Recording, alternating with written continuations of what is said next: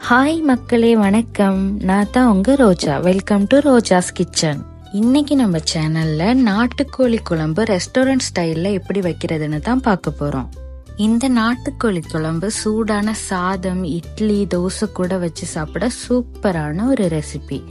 இப்ப வாங்க இந்த ரெசிபி எப்படி செய்யலாம்னு நம்ம பார்க்கலாம். இந்த நாட்டுக்கோழி குழம்பு நம்ம தயார் பண்றதுக்கு முதல்ல ஒரு மசாலாவை அரைச்சி எடுத்துக்கலாம். இந்த மசாலாவை ரெடி பண்றதுக்கு நான் 3 டீஸ்பூன் மிளகு எடுத்திருக்கேன். அது கூடவே 1 டீஸ்பூன் சோம்பு, 1 டீஸ்பூன் சீரகம் எடுத்துக்கலாம். அது கூடவே 2 துண்டு இஞ்சி, 6 பல்லு பூண்டு எடுத்துக்கலாம். கூடவே 1 கைப்பிடி கொத்தமல்லி தலையும் கொஞ்சமா தண்ணியும் சேர்த்து நல்ல பேஸ்டா அரைச்சி எடுத்துக்கலாம். இந்த நாட்டுக்கோழி குழம்பு நீங்க ப்ரெஷர் குக்கர்ல கூட செய்யலாம். ஆனா நான் இன்னைக்கு இந்த கடாயில தான் செய்ய போறேன்.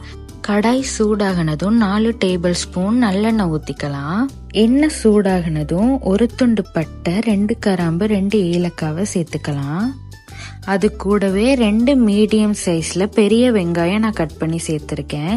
நீங்க சின்ன வெங்காயம் கூட இதுல சேர்த்துக்கலாம். வெங்காயத்தை நல்லா பொன்னிறமா வதக்கி எடுத்துக்கலாம். வெங்காயம் வதங்கினதும் அது கூடவே தேவையான அளவு கறிவேப்பிலை, அது கூடவே ஒரு 5 பச்சை மிளகாவையும் மீடியம் சைஸ்ல ஒரு தக்காளி பழத்தையும் சேர்த்துக்கலாம். அது கூடவே நம்ம அரைச்சி வச்ச மசாலாவையும் சேர்த்துக்கலாம். இது எல்லாத்தையும் நல்லா கிளறி விட்டுட்டு பொன்னிறமா வதங்கு வரைக்கும் மீடியம் ஃப்ளேம்ல குக் பண்ணி எடுத்துக்கலாம். இப்போ மசாலா எல்லாம் நல்லா வதங்கி எண்ணெய் பிரிஞ்சு வந்துருச்சு. இப்போ நம்ம உப்பு, மஞ்சள் போட்டு கழுவி வச்சிருக்க சிக்கனை ஆட் பண்ணிக்கலாம். நான் 500 கிராம் சிக்கன் ஆட் பண்ணியிருக்கேன். இப்போ தண்ணி சேர்க்காம இந்த இருக்க எண்ணெயிலேயே நல்லா சிக்கனையும் மசாலாவையும் ஒன்னா சேர்த்து கிளறி விட்டுட்டு ஒரு 5 நிமிஷம் இதுலயே வேக விட்டுக்கோங்க. இப்போ மசாலாவும் சிக்கனும் நல்லா மிக்ஸ் ஆகிருச்சு. இந்த ஸ்டேஜ்ல நம்ம 2 டீஸ்பூன் மிளகாய் தூள், 1 டீஸ்பூன் மல்லித்தூள், 1 டீஸ்பூன் கரம் மசாலா, அது கூடவே தேவையான அளவு உப்பையும் சேர்த்துக்கலாம்.